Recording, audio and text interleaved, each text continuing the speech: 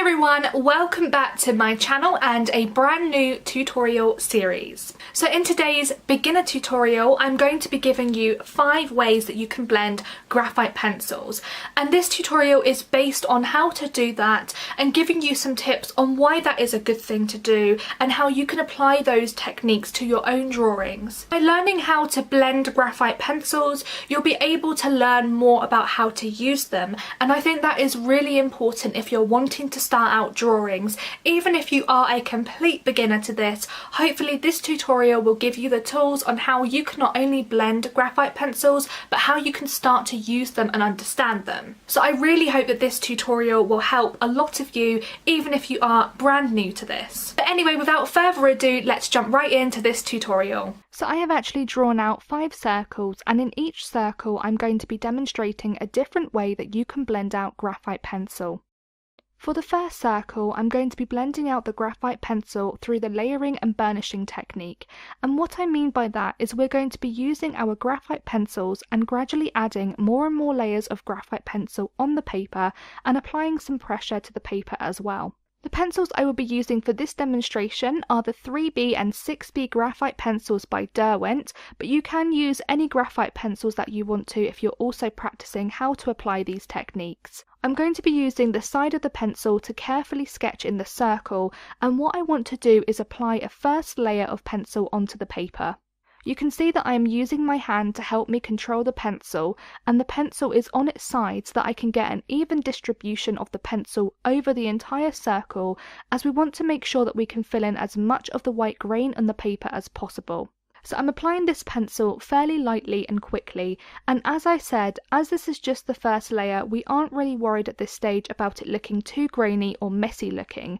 because we will be adding in a lot of layers of pencil on top. I'm applying the pencil in pretty much just one direction as well, because if I colour the whole circle in using lots of different directions, I will have pencil lines and marks showing through when it comes to applying pressure, and we want the pencil to blend out smoothly and softly. So I've just zoomed in on the circle a bit more so that you can see more clearly what I'm actually doing, and as you can see, we are gradually filling in this circle and making sure that we are covering every area of it. Now obviously, as this is a circle, the circle has no sides or corners, so that does mean I'm having to just slightly change the direction of my pencil. But I'm making sure that any change in direction of the pencil is a soft and subtle transition, because like I said, I don't want any stubborn lines showing through the paper. So moving more quickly now across the centre of the circle, I'm just focusing on trying to get some pencil value down for our first layer, and it's important to make sure that we have enough pencil down when it comes to applying pressure later on, so that we can really get depth, tone and shading in the circle, and that we add some texture to the paper with all the layers we are creating. That means that it will be easier to apply pressure later on, because there will be layers of pencil underneath that have built up, and it will look more subtle when it comes to blending the pencil out. So now that I have applied a base layer of pencil, I'm starting to move on to the next layer of pencil, and again I am still using a fairly light hand for this, but you can already see that the left side of the circle is looking darker than the right side of the circle. And we're going to continue adding in more and more layers until you can't see any more of the white grain, or in other words, the white paper showing through the circle. So although we are using a fairly light hand, the more and more we go over the same area, the more saturated and darker it becomes, and this is because as we add more pencil to the paper, less of the paper underneath it now is showing through, and this is really how this technique works. You add layers to get rid of the white grain. So as I'm just filling in this circle, I'm going to talk about some of the reasons why this layering and burnishing method for blending graphite pencils is a really good technique to use, and why a lot of artists use this technique. So firstly, this technique is a really useful way of blending graphite pencils because it is a slow process, and that means that you can build up your layers over time. This is important because it will enable you to add a lot of shading, tone, depth and contrast in your drawings, and these are all really important factors for drawings as it's going to make them stand out more.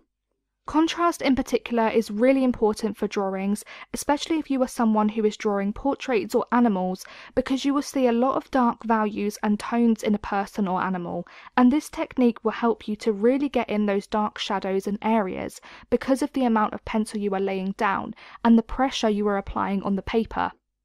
So as you can see now, the circle is looking very dark now, particularly around the edges of the circle, and it is really because of how many layers of pencil I've applied. So to get it this dark, I've probably gone over the circle 20 times. Obviously, if you would like this to be a bit lighter, then you can add less layers of pencil or even use lighter shades of the graphite pencils. And if you are someone who doesn't really know a lot about the graphite pencil gradients, then I actually have a tutorial explaining the graphite pencil gradient chart coming out very soon. Moving on now to the second circle, and the technique I will be using to blend the graphite pencils out is by using blending stumps. I have 3 sizes of blending stumps here, and again these are by Derwent, but you can use any brand. I've got 3 sizes of blending stumps, which is the small, medium and the large blending stumps. This is an up close shot of the small blending stumps, and these are often used to blend out small details or areas. This is the medium sized blending stump, which can be used to blend out moderate sized areas, and this is the large blending stump, which is perfect for blending out larger surface areas of a drawing.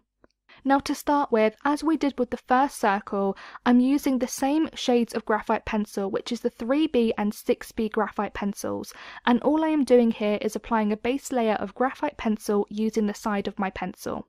I'm applying this first layer of graphite pencil with a very light hand, as all I'm worrying about is just making sure that I've got enough value or pencil down so that I can blend that out.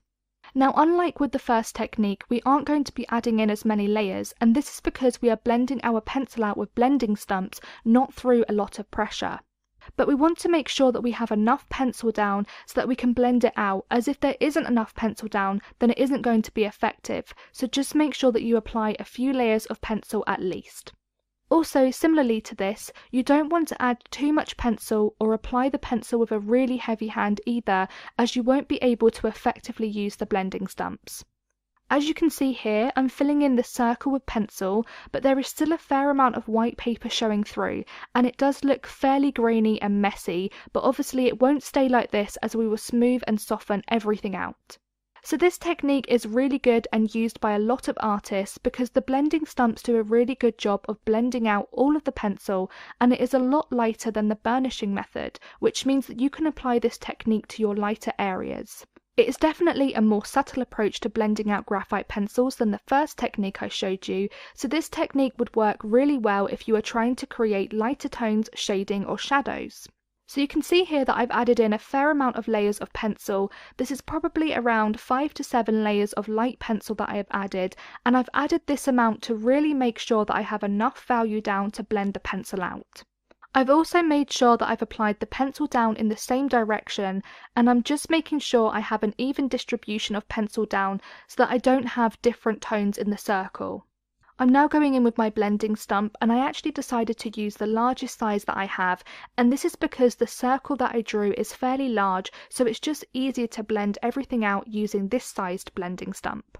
Now when it comes to blending out any drawing with a blending stump, the one mistake that people make time and time again is to sweep their blending stump back and forth, and this is something that I would not recommend as it will create stop and start lines in your drawings. Instead, what you should do is sweep your blending stump across an area in one direction, so as you can see here, I am sweeping the blending stump up, lifting the blending stump back off the paper and then sweeping up again.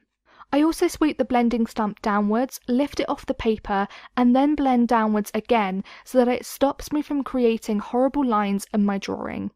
Another way that you can use your blending stumps is to actually use circular motions when you are blending out with them. So what I mean by that is putting your blending stump onto your paper and slowly moving the blending stump around in a circle across your paper. As a circle has no sides, no corners and no stop or start point, this means that your blending stump will continue to move in one direction only and won't create any marks or lines on your drawings. Moving on to the third technique now for blending graphite pencils, and we're actually going to be using cotton buds, and I'll explain in a second why cotton buds are effective for blending graphite pencils. Firstly, as with the other two techniques, I'm just getting some pencil value down so that I have enough pencil to blend out with the cotton buds, and I'm just creating a fairly messy and quick base layer of pencil. Now the cotton buds work very similarly to the blending stumps. They create a very similar effect to the blending stumps in terms of being very soft, light and subtle, and cotton buds are particularly good at blending out very small areas such as very small details on a drawing.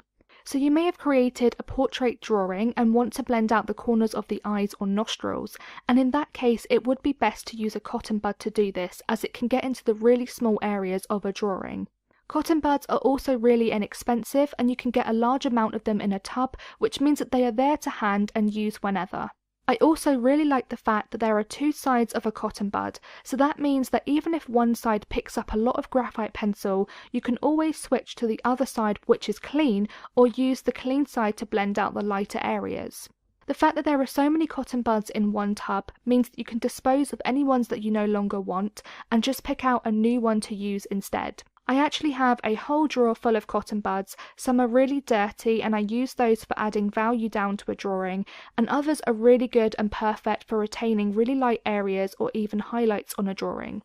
But anyway, as you can see here, I've added a few layers of pencil down to the paper, and this will just help me to create really smooth shading with the cotton buds. So here is a close-up shot of the cotton buds I am using, and for this demonstration I actually decided to use clean cotton buds to show you exactly how they work and how much graphite pencil they can pick up.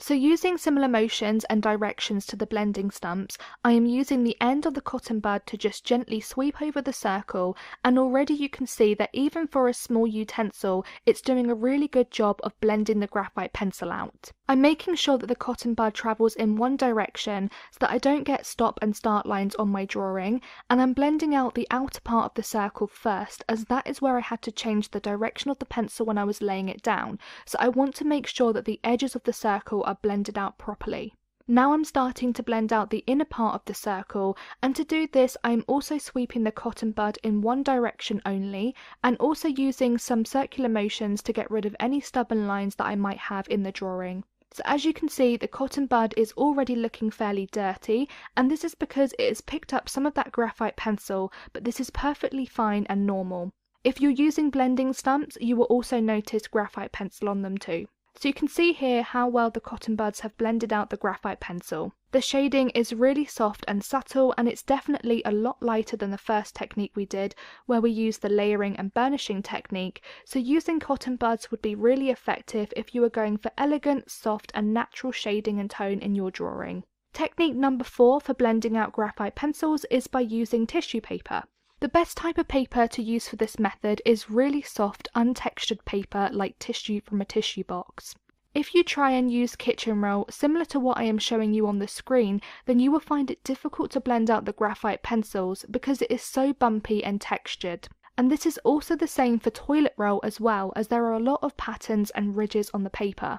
So once again I am using the 3B and 6B graphite pencils and doing exactly the same thing as I have done for the other methods, and that is just applying a light layer of pencil in the circle. So I'm applying that pencil fairly quickly as the pencil is going to be blended out anyway, and I'm just making sure to cover the whole circle and go in a similar direction when I'm applying the pencil so that no areas get missed. And with this method we don't really need a lot of layers of pencil, as we're going to be using the tissue paper to blend out all of this graphite, not pressure like we did for the first technique, so don't worry about being a little bit messy and free with this bit. Now the reasons why using tissue paper to blend out graphite pencils is such a good technique to use is that the tissue paper is so soft, so the blending you are going to get with using materials like this is really soft and subtle. Soft and subtle shading is really great for portraits, particularly if you are creating portraits of a baby or child, because they have really soft and smooth skin, so using tissue paper as a blending tool for those types of drawings will be a really good option to use.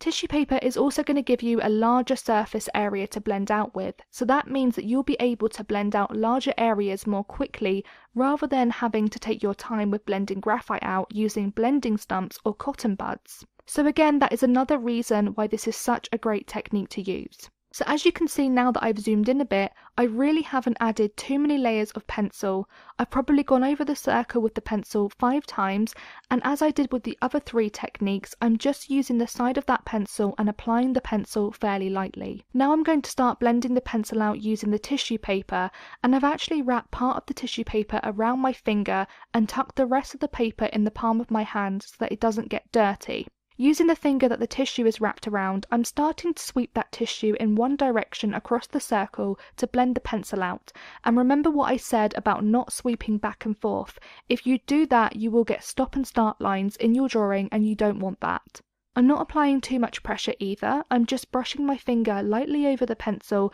and only applying a bit more pressure if some areas really won't blend. I'm also using the corner of the tissue paper as well, just to show you the different ways that you can use the tissue paper to blend out your pencils. So similarly to the cotton buds, if you have a particularly small area to blend out, then you can scrunch up your tissue paper into smaller pieces. You can also use circular motions when you blend out your graphite pencils with tissue paper if you're really finding that some areas won't blend out properly. And because circles have no sides or corners, you won't have stop or start lines by doing this either. And as you can see, we've almost blended the circle out completely now, and you can see how soft and smooth the blending is. Moving on now to our final blending technique, and this method is done using a paintbrush. So again, just with all of our other techniques, I'm applying a light layer of pencil just so that we have something to blend out, and I'm actually going to be using 3 different types of paintbrushes for this technique.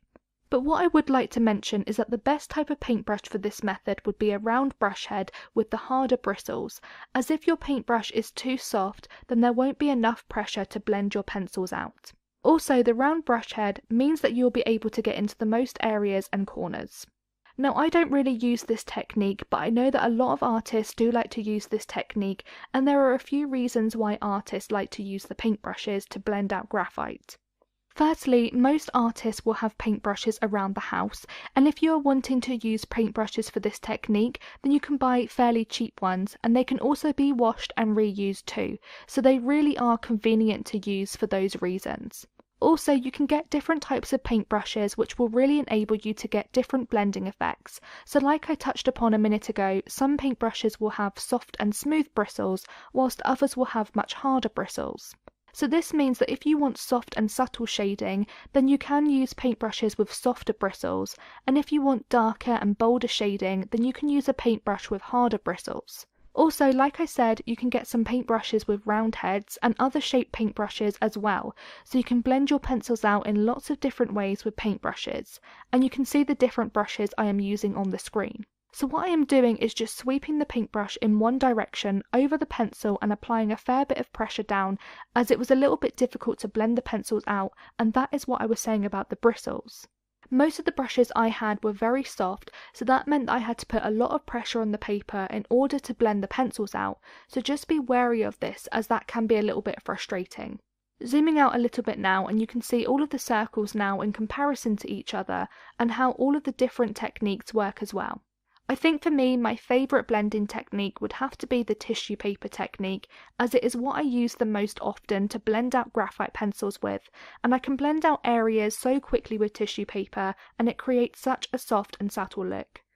And here we can see all of the different circles blended out with our 5 techniques, and I'd be really interested to know which technique is your favourite, or whether you have more than one favourite, perhaps even all of them are your favourite, so do feel free to take part in the poll above in the little iCard to let me. Thank you so much for watching today's video. If you did enjoy this video, then don't forget to subscribe to my channel and hit that notification bell so that you never miss an update from me. Don't forget that I upload art related videos just like this one every single week, so if you don't want to miss out on any of the action on my channel, don't forget to hit that subscribe button now. I have a full list of all the products, materials and equipment that I used, as well as the links to my other social media accounts in the description box down below, so please do check that out if you want to. But as I said, thank you so much for watching this video, and I look forward to seeing you in the next one. Bye everyone!